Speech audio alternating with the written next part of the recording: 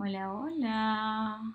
Bienvenidos a esta nueva charla, nuevo mes, nueva charla de esta comunidad de padres de la Yuca Preschool. Para los que no me conocen, porque no han visto ninguna de las charlas anteriores, yo soy Caluz Polanco y estoy acompañándolos en este abordaje de diferentes temas que buscan poder enriquecer su experiencia de crianza y pues apoyarnos en este proceso, en esta tarea tan chula pero al mismo tiempo tan retadora. El tema de esta semana, o de esta charla, perdón, de este mes, es fomentando la autoestima sana en mis hijos. Vamos a estar hablando de diferentes conceptos, básicamente lo que vamos a ver. Esta es un poquito más larga que la anterior, pero vamos entonces a hacerlo por parte. Ustedes como es un video pueden pausarlo, verlo en otro momento, tomar notas. La idea es que puedan aprovecharlo y no solamente verlo por verlo, sino también que puedan poner toda su atención y aprovechar los diferentes temas que vamos a ver. Arrancamos con explicar esos conceptos de autoestima, autoconcepto e identidad. Son tres definiciones que suelen confundirse porque van muy de la mano la una con la otra, entonces vamos a ver esas diferencias, cómo se forma esa identidad, cómo se forma ese autoconcepto, cómo se forma esa autoestima. La autenticidad también, que es como ese resultado de estos tres elementos, pues ya puesto en práctica en ese desarrollo de personalidad. Esa autoestima alta versus esa autoestima sana, porque a veces nos confundimos un poquito sobre cuál es el término correcto. Ver también por qué todo esto es importante, o sea, por qué la Yuca decide que se les dé una charla donde estamos hablando de todo esto. También vamos a ver el peligro de la sobreprotección, que es un elemento yo siento que todos de una manera u otra en algún momento hemos sido eso, hemos sido padres sobreprotectores, hemos tal vez, vamos a decir que nos hemos inmiscuido un poquito más en esa crianza en nuestros hijos.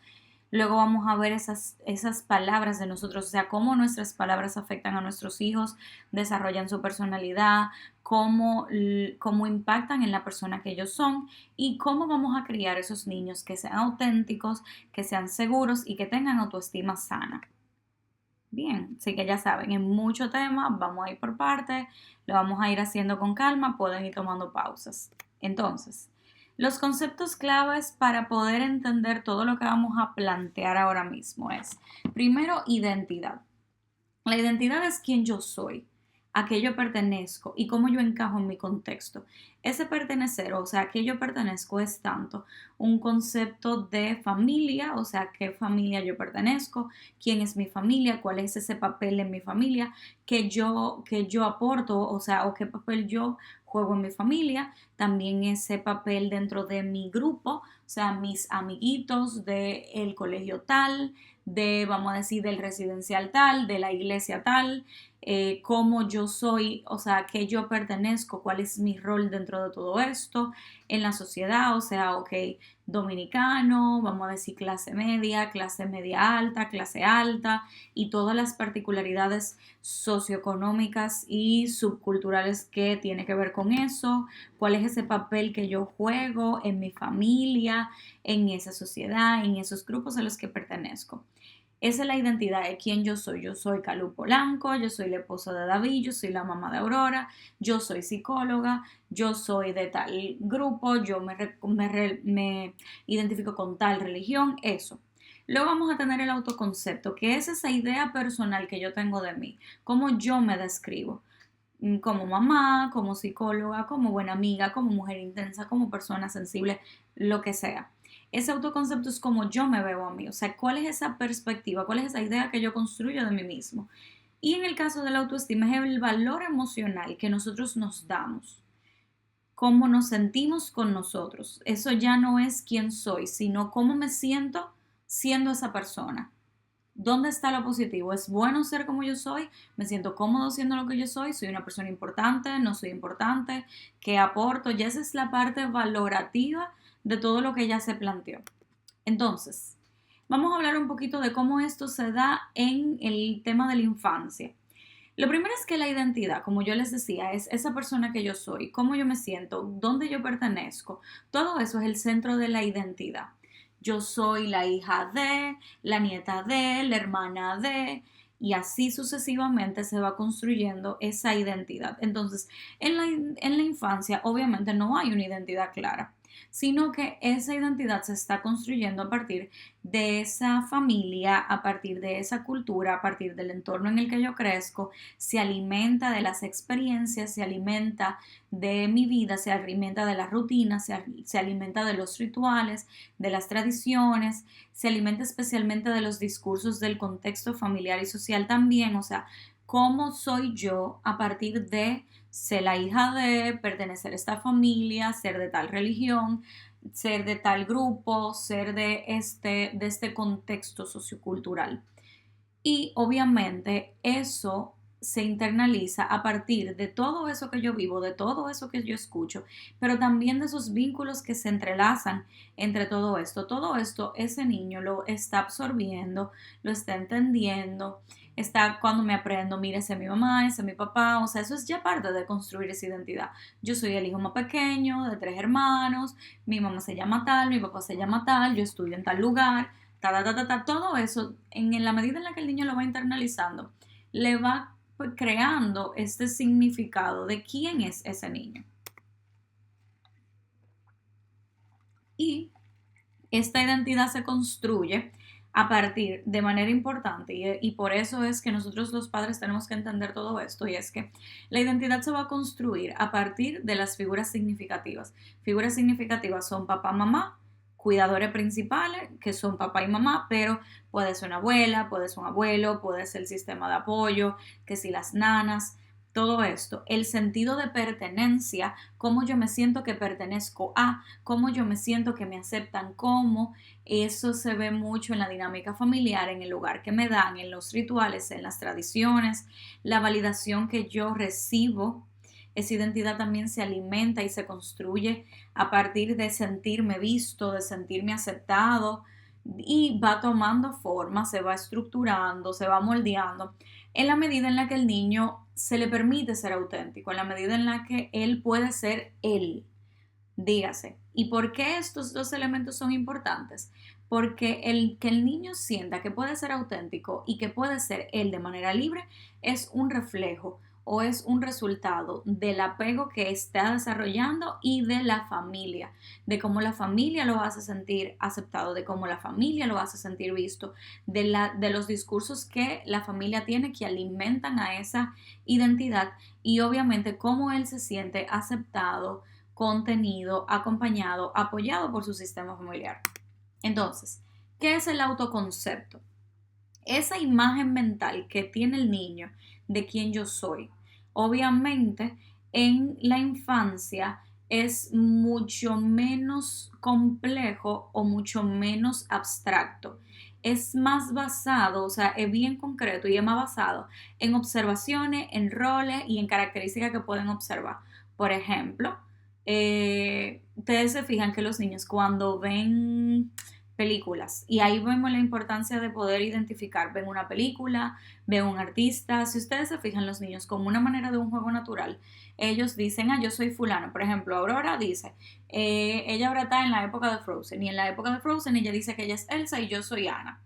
Y ella quiere ponerse el cabello amarillo como Elsa y ella quiere tener el cabello largo como Elsa y ella le gusta cantar y ella le gusta tal cosa y ella es la hija de nosotros. Entonces ese autoconcepto se va construyendo a partir de ahí y usualmente de cosas que los niños pueden ver, cosas que se notan.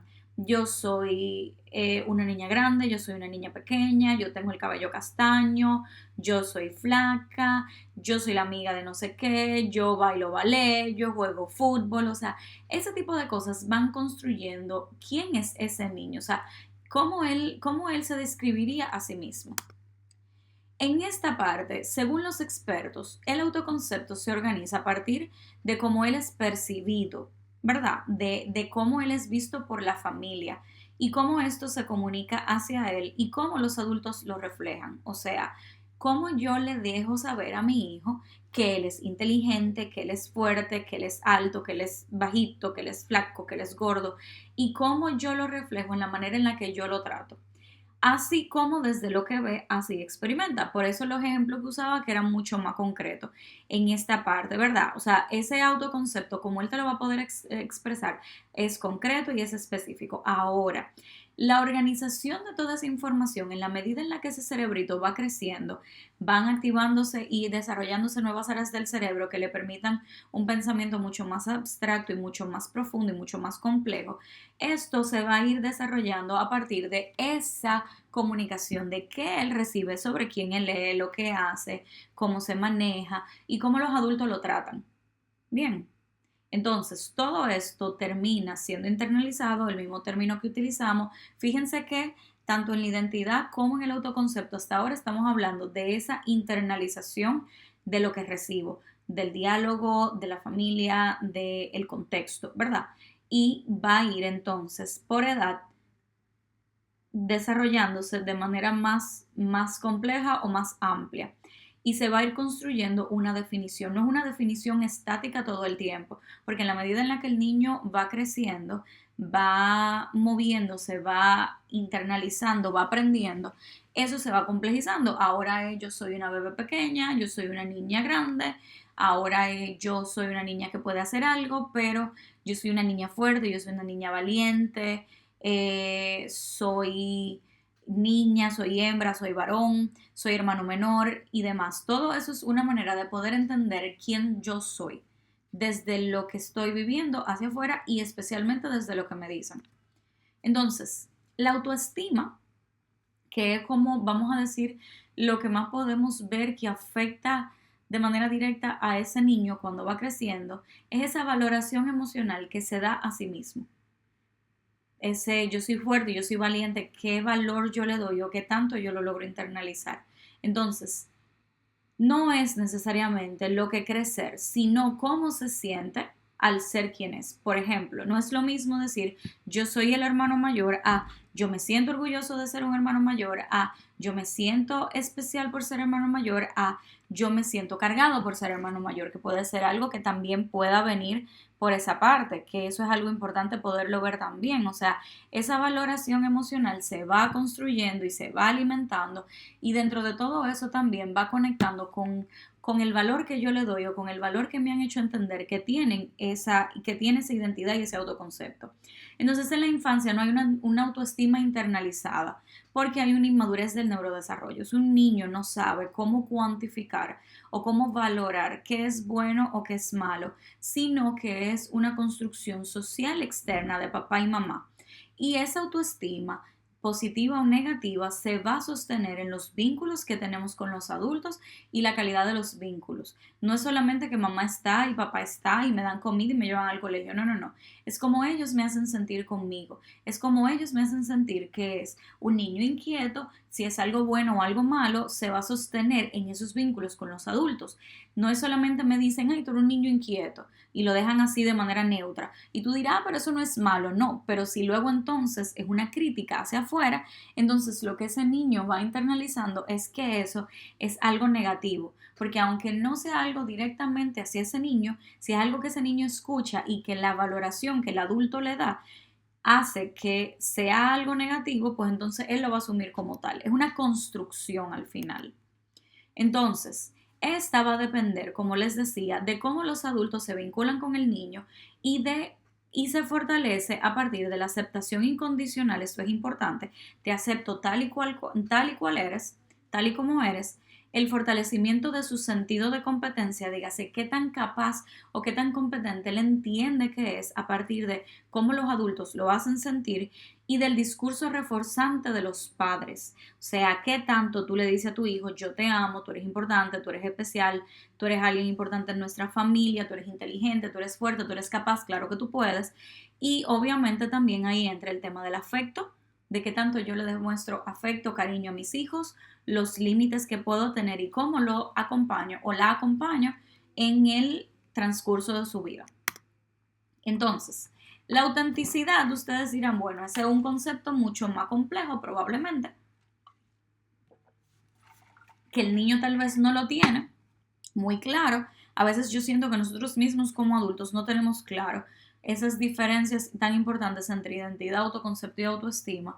Y la autenticidad es básicamente ese resultado.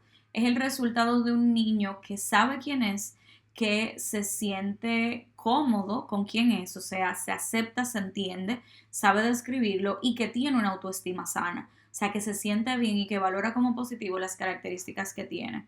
Es esa capacidad que el niño tiene de desarrollar y de expresar quién es, qué piensa y qué siente, sin emociones como la vergüenza de ser quien es, la crítica internalizada, ni una necesidad de ser aceptado por todos. Cuando los niños crecen en ambientes donde los adultos a su alrededor les proporcionan seguridad, sus necesidades están cubiertas, tanto físicas como emocionales, cuando escucha cosas positivas sobre sí mismo, no solamente críticas, no solamente cosas por resolver, cuando crece sabiendo que no hay nada de qué avergonzarse sobre esas características que lo identifican, que lo definan, ese niño es capaz de aprender a poner límites hacia afuera, ese niño es capaz de definirse de manera clara y fuerte y es capaz de no tener una necesidad marcada de querer ser aceptado, porque esa necesidad de querer ser aceptado termina afectándolos ya en su adultez, pero eso lo vamos a poner un poquito más para adelante. Entonces, esa autenticidad es la internalización de esos discursos de los adultos significativos, dígase, mamá y papá de entrada, si hay abuelos, o sea, adultos significativos, gente que esté constantemente en la vida de sus niños, incluyendo el personal de apoyo, dígase nanas, cuidadoras y demás.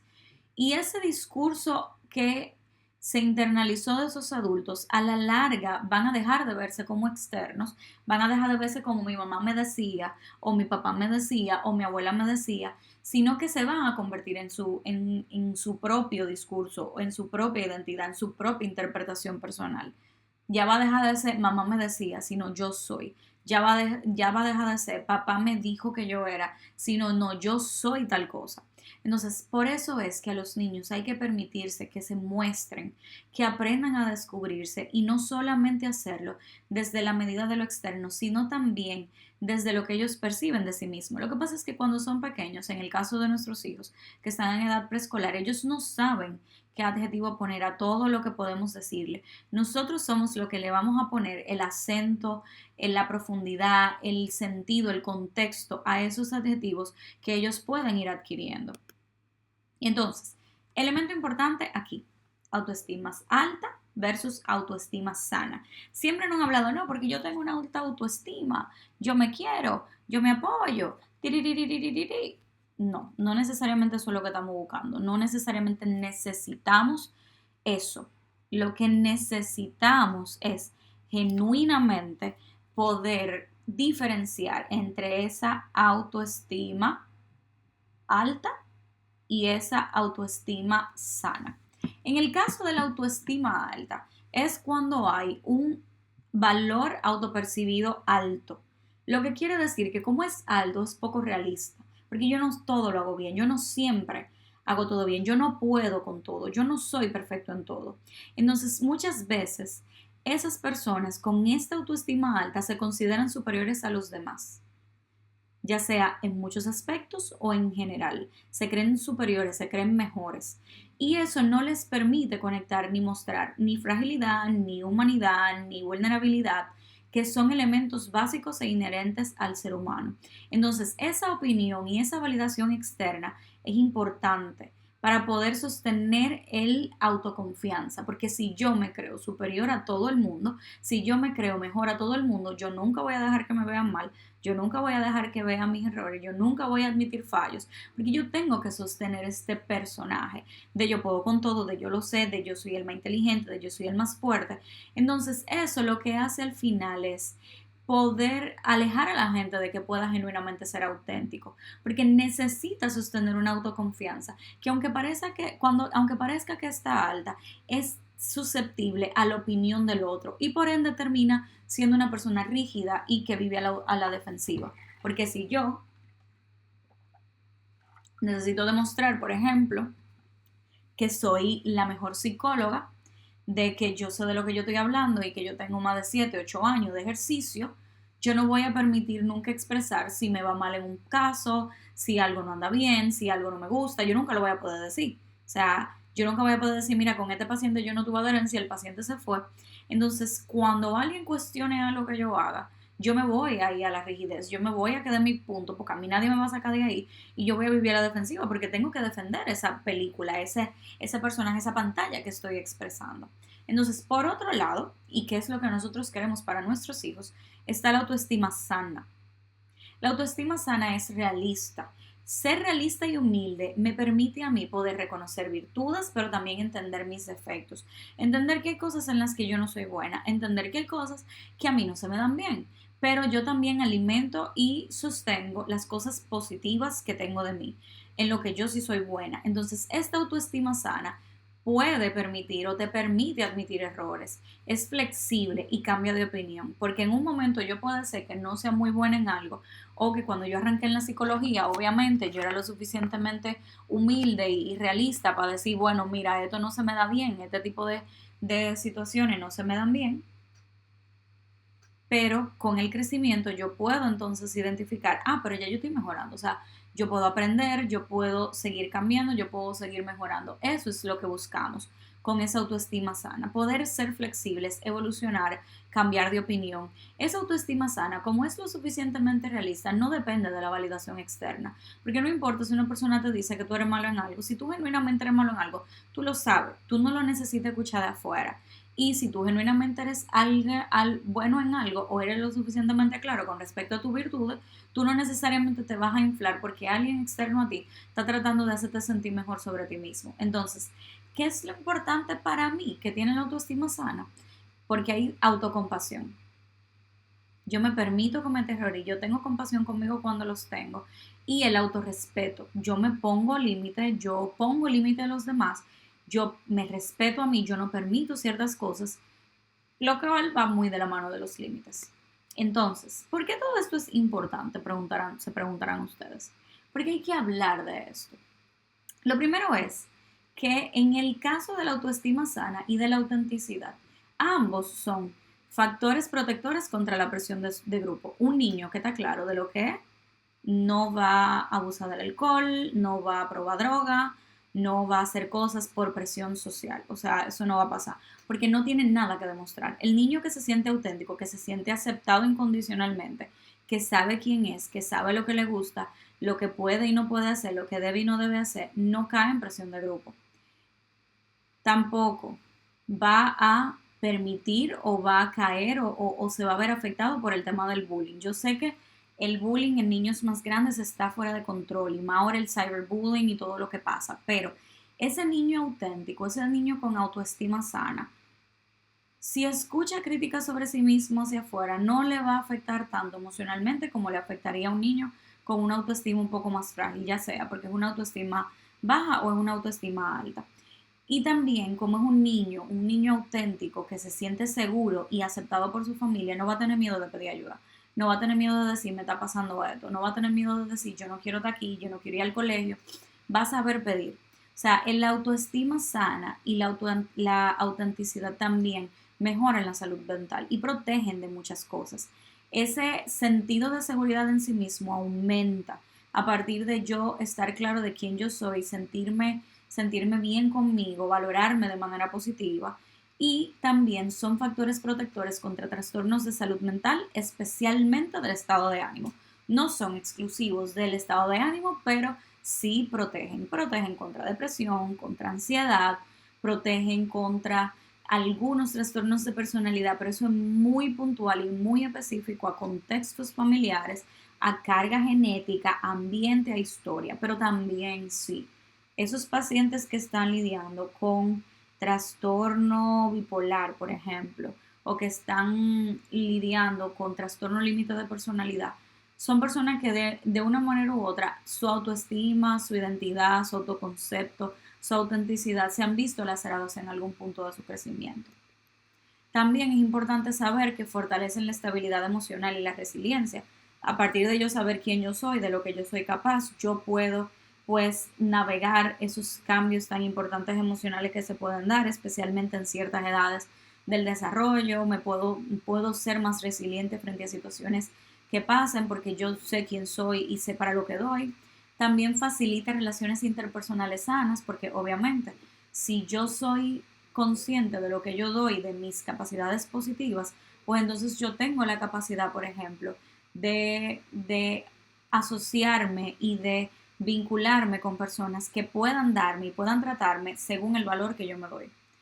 Facilitan el establecimiento de límites de forma asertiva, son niños que aprenden a decir que no, que aprenden a quejarse, que aprenden a expresar lo que no está bien, porque son niños que se sienten seguros, porque son niños que se sienten importantes y que se sienten valorados.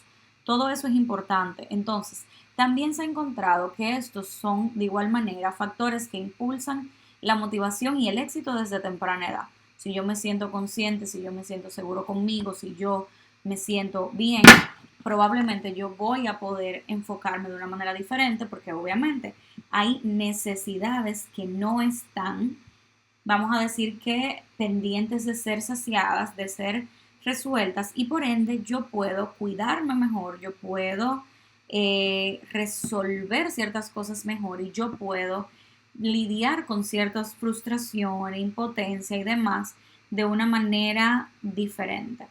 Entonces, otro elemento importante también es que mejora la salud física. Ya se ha comprobado cómo la identidad, el autoconcepto, las emociones afectan la salud física. Eso va a mejorar la autoestima y no solamente la salud mental, sino también la salud física. Entonces, también fortalecen la flexibilidad cognitiva que es necesaria para lidiar con el estrés, lidiar con los retos y mejorar el afrontamiento de problemas. Todo esto va a venir porque yo me siento capaz, porque yo puedo, porque yo me identifico, porque yo sé. Entonces, elemento importante, la sobreprotección. Entonces, ¿qué pasa aquí? Porque a veces uno entiende dónde está el problema, o sea, cuál es el límite. ¿En qué punto es normal y en qué punto ya entra en sobreprotección? La sobreprotección es cuando damos atención excesiva, porque sí, en la atención y en el cuidado también hay excesos, cuando le facilitamos a nuestros hijos, cuando eliminamos retos, cuando eliminamos obstáculos, los criamos desde el miedo, los limitamos su autonomía, su autosuficiencia y cuando entonces también en esa misma medida terminamos afectando y limitando el desarrollo emocional de nuestros hijos. Sobreprotegemos cuando queremos ayudarlos y desarrollarlos y apoyarlos tanto que no les permitimos enfrentarse a las cosas que se supone que son normales para la edad, para el contexto y para los retos de ese punto evolutivo en el que se encuentra.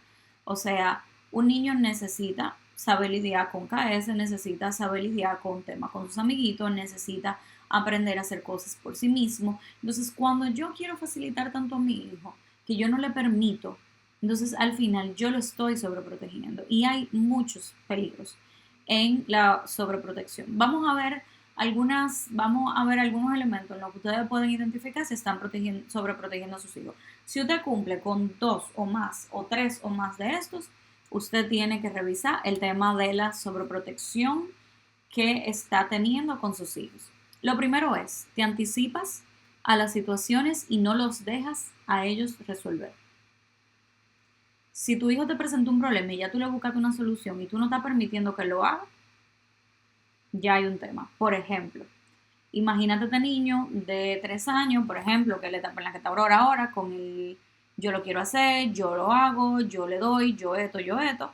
Entonces, si ella está tratando de aprender a ponerse los zapatos o está tratando de aprender a limpiarse ella misma cuando va al baño, y yo en lugar de dejarla que ella aprenda y guiarla, lo que hago es que se trató de poner el zapato mal y yo entiendo que tenemos que irnos. Y yo en lugar de explicarle lo que tiene que hacer, yo simplemente voy y se lo pongo. O voy y la limpio sin decirle, no, espérate que tú no sabes, la limpio. Yo la estoy sobreprotegiendo. Si controlas y monitoreas de forma excesiva, aún estando cuidados. Si tú lo dejaste con la mamá, la nana, o sea, tu mamá, la nana, O sea, tan cuidado. Y tú constantemente, cada 5 minutos, ¿en qué están? ¿En qué están? ¿En qué están? ¿Se durmieron? ¿Comieron? Pero tú sabes que tus hijos están cuidados. O sea, sí, tú tienes que monitorearlo, no es que lo sueltes. Pero es de forma excesiva. De que, ok, tú saliste a una cita, tú saliste con tus amigas y tú no te despegas del teléfono. Tú estás ahí, tú estás en la cámara viendo, ya tuviste que se acotó, ya tuviste que está todo bien. Y tú sigues entrando a la cámara, todo bien en la casa, pero tú lo estás viendo. Tú estás monitoreando de manera excesiva. Entonces, cuando tú evitas que se enfrenten a riesgos esperados por su edad, por ejemplo, se quieren subir en uno de los juegos de la yuca, donde tienen que treparse para entonces subirse al tobogán que está más alto. Tú lo estás viendo y tú no lo estás dejando, tú estás nervioso, tú estás, espérate que te va a caer, tú lo estás sobreprotegiendo. Si tú tienes un miedo desmedido, una ansiedad, y tú parentas a partir de ahí, estás sobreprotegiendo, porque yo puedo sentir ansiedad y miedo de la vida, de las preocupaciones, de que pase algo malo. Vivimos en un mundo muy feo, vivimos donde hay mucha violencia y mucha maldad, hay mucha cosa negativa pasando ahora mismo, pero yo tengo que preocuparme de darle a mis hijos ese contexto seguro y de amor donde ellos puedan estar bien. Pero yo no puedo tampoco tener tanto miedo, tanta ansiedad que no la deje salir y ser padre a partir del miedo de, no, eso no se hace porque me da miedo, no, eso no se hace porque eso es malo, no, el miedo, la preocupación constante y no los permito desarrollarse. Entonces, otras formas, tú asumes responsabilidades esenciales de tus hijos, recoger sus cosas, llevar su plato al fregadero, darle la comida, ya cuando tienen su edad, pues entonces llevar al baño y limpiarlo en lugar de permitirle a ellos que lo hagan, en lugar de enseñarlo a bañarse ellos, pues bañarlo tú siempre, o sea, elegir siempre su ropa, todas esas. Si tú haces todo lo posible para evitar que se caigan y les recuerdas constantemente que eviten el peligro, los estás sobreprotegiendo. Los niños tienen que caerse, obligado. Tú no puedes protegerlo de todo.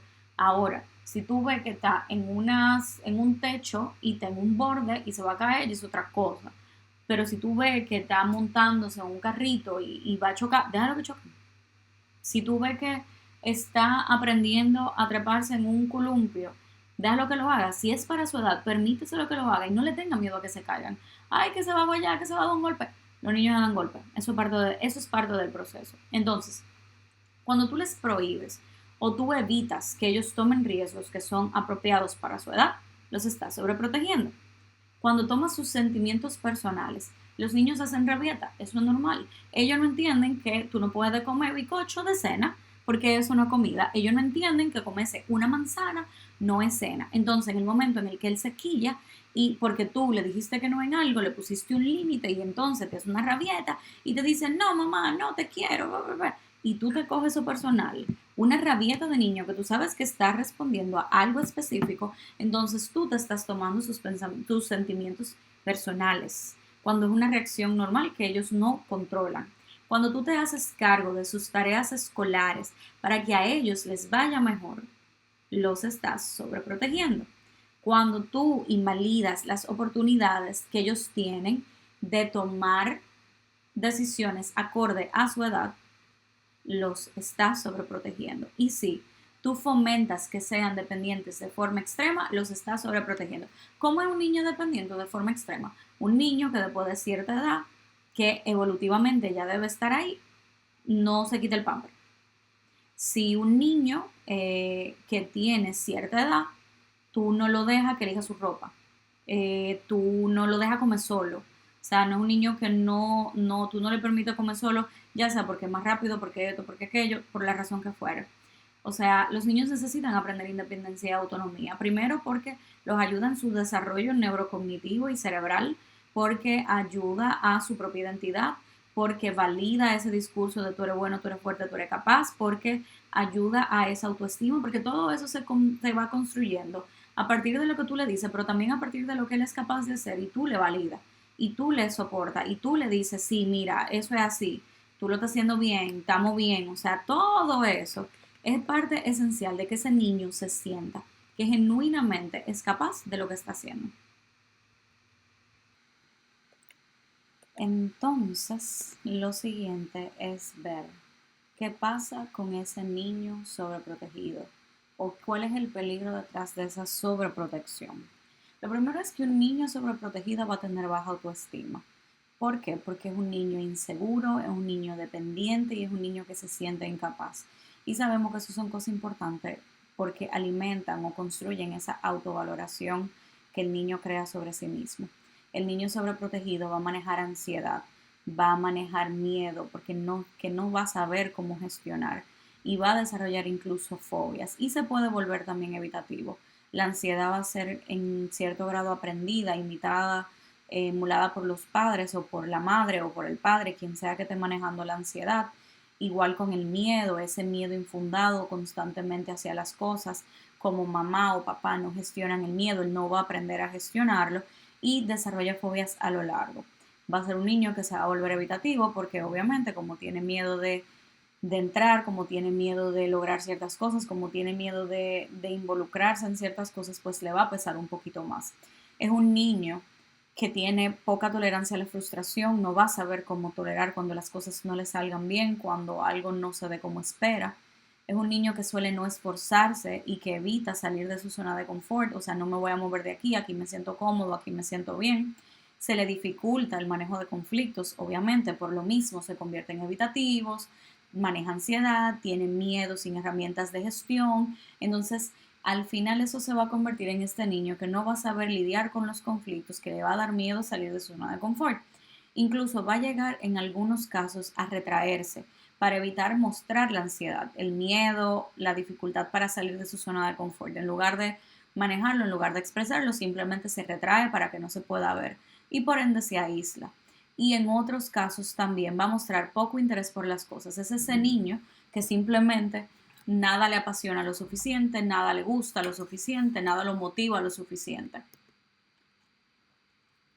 Protegerlos en exceso perjudica su desarrollo de habilidades esenciales. Esas habilidades para la autonomía, para la independencia y obviamente para ese funcionamiento adulto. Obviamente que una crianza sobreprotectora va a dejar poco espacio para que ese niño tome sus decisiones y experimente, por ende, aprenda consecuencias. Entonces, eso ya lo vimos. Tus palabras, ¿qué juegan el discurso de papá y mamá dentro de todo esto? Mamá y papá son el centro de ese crecimiento, de ese desarrollo y de esa evolución de nuestros hijos. No solo con la presencia, sino también con las palabras. Y esto en especial. Porque una cosa es que yo esté y otra cosa es que mis palabras digan algo diferente. Que mis hechos digan algo diferente. En consulta con adultos yo veo mucho, sí, mi papá estaba ahí, pero no estaba porque no apoyaba, porque no estaba presente, porque no hacía tarea conmigo, porque no hablaba conmigo, o sea, como que todo eso se da también dentro de esa dinámica que se ve ya como adulto. Entonces, desde la concepción nosotros estamos impactando a nuestros hijos con nuestros sentimientos y palabras.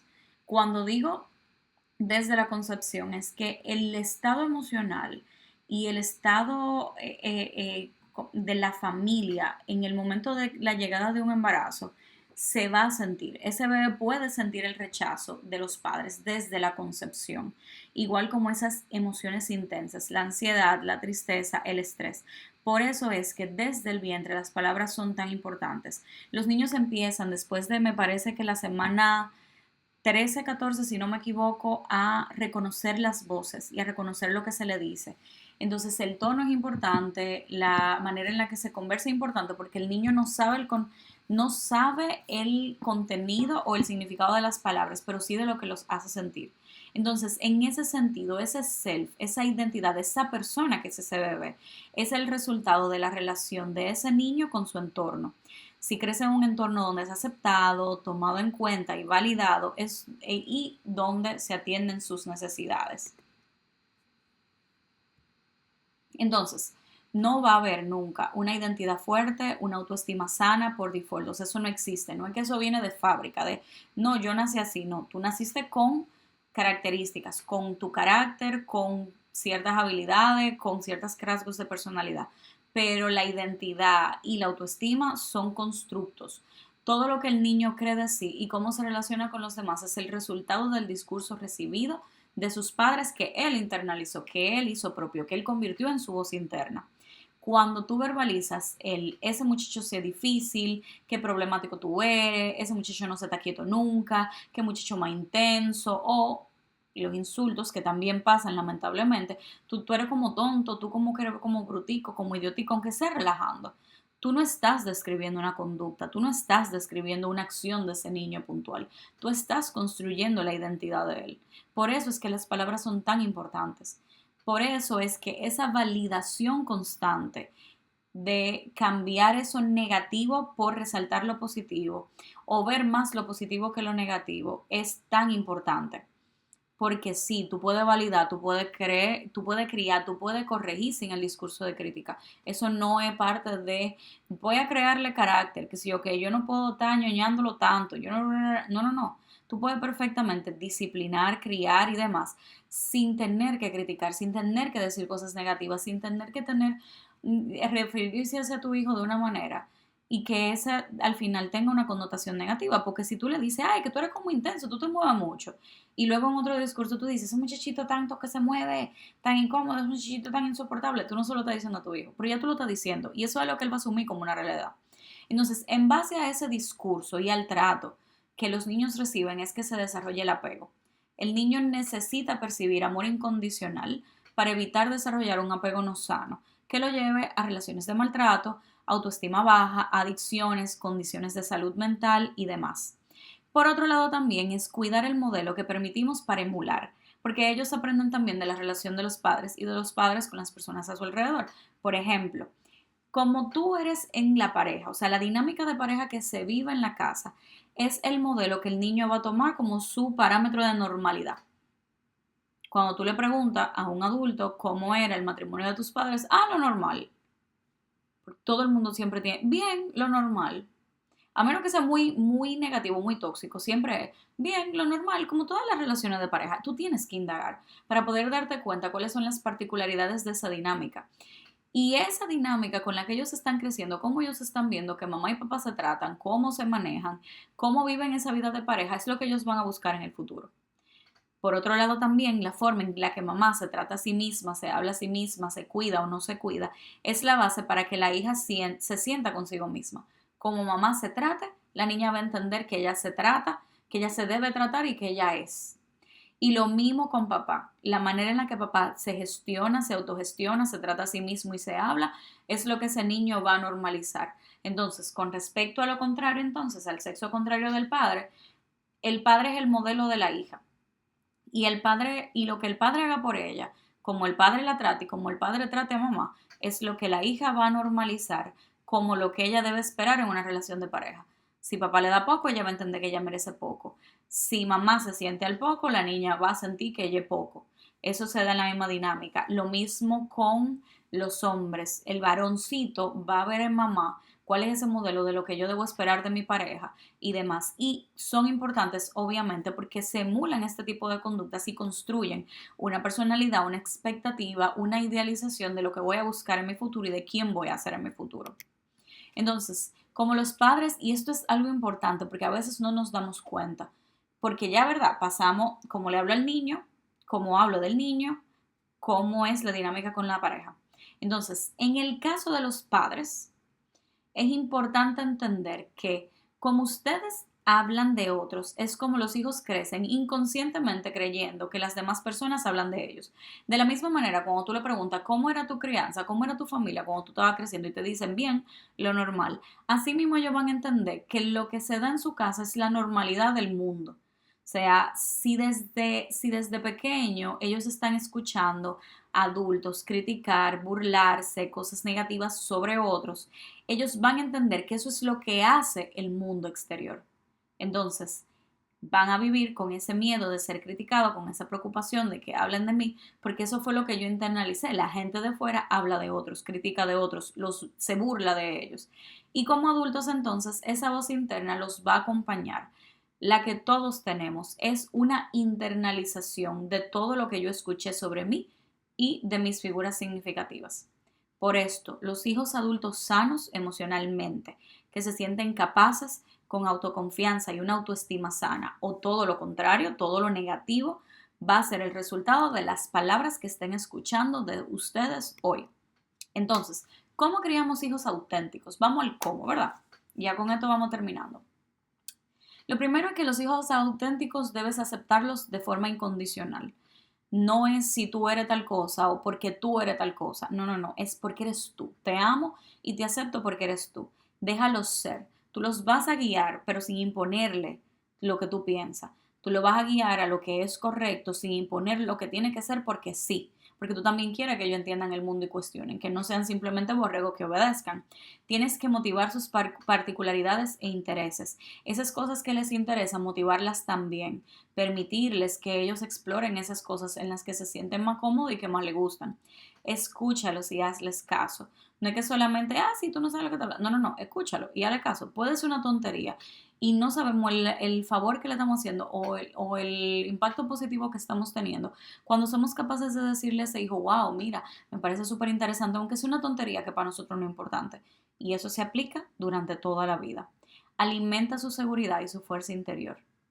Hazlos sentir seguros y hazlos a ellos saber que ellos son capaces.